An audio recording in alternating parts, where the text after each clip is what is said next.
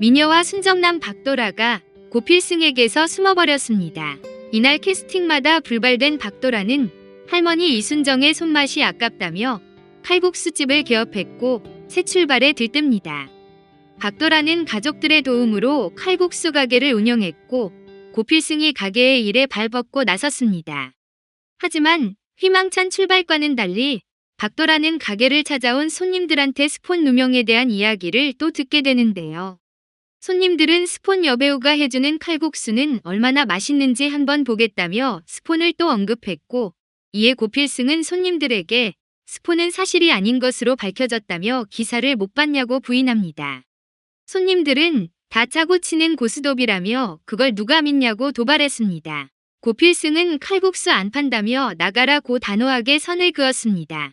손님들이 스폰 여배우 감싸준 그 감독 아니냐며 고필승까지 비난하자 박도식은 니네 같은 손님들한테 칼국수 안 판다며 몸싸움을 벌였습니다.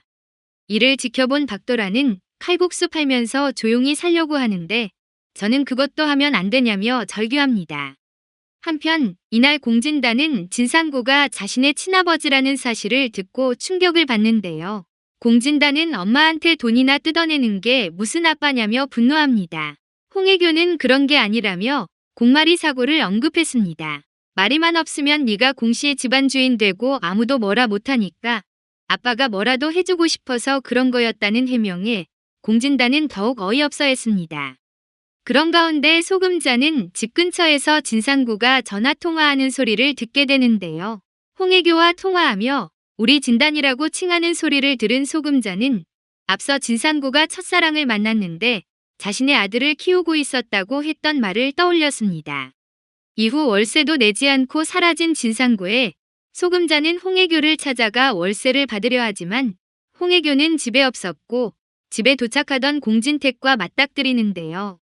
소금자는 참지 못하고 공진택에게 공진단이 진상구의 아들일지 모른다며 알립니다.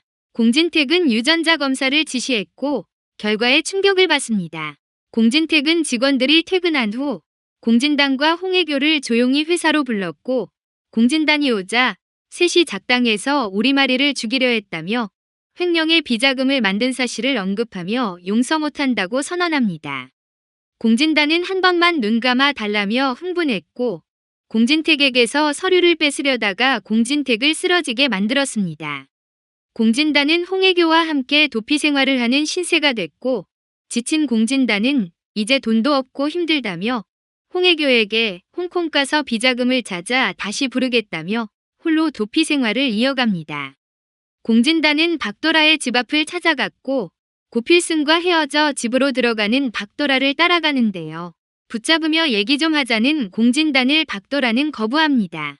공진단은 그럼 밥 한 끼만 같이 먹자며 말도 안 되는 제안을 했고 박도라는 재차 거절하는데요.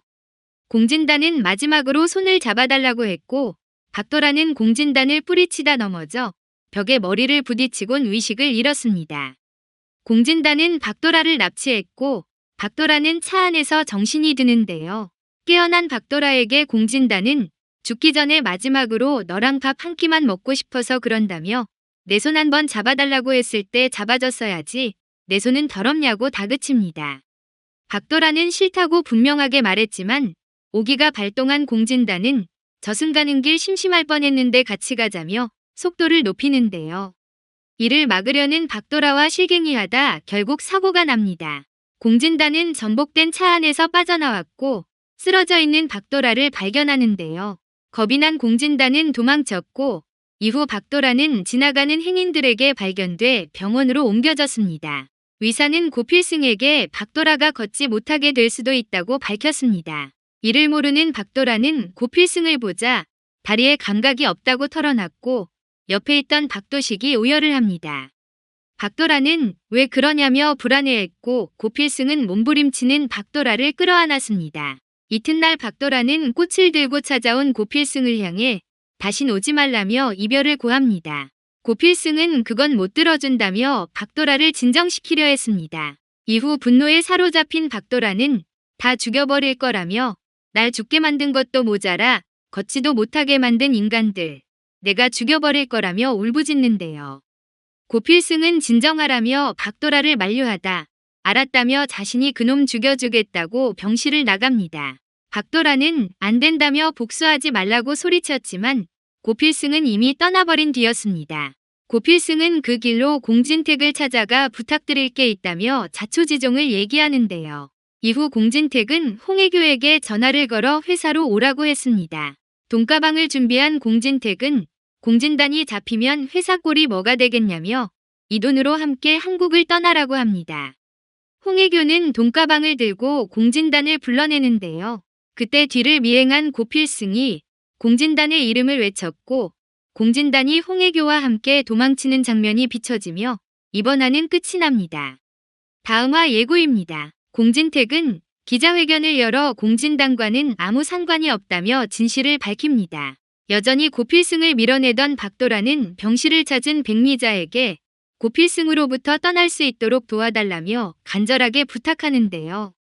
이후 고필승이 병실을 찾자 사라진 박도라 대신 박도식이 쪽지를 전해줍니다. 박도라가 백미자의 도움으로 고필승을 떠났네요. 하지만 박도라가 어떤 모습이더라도 곁에 있겠다고 맹세한 고필승이 박도라를 찾아낼 것으로 보이는데요. 이후 재활치료를 통해 박도라가 장애를 극복하는 전개가 펼쳐질 것 같습니다. 영상을 다 보셨다면 구독과 좋아요 부탁드려요.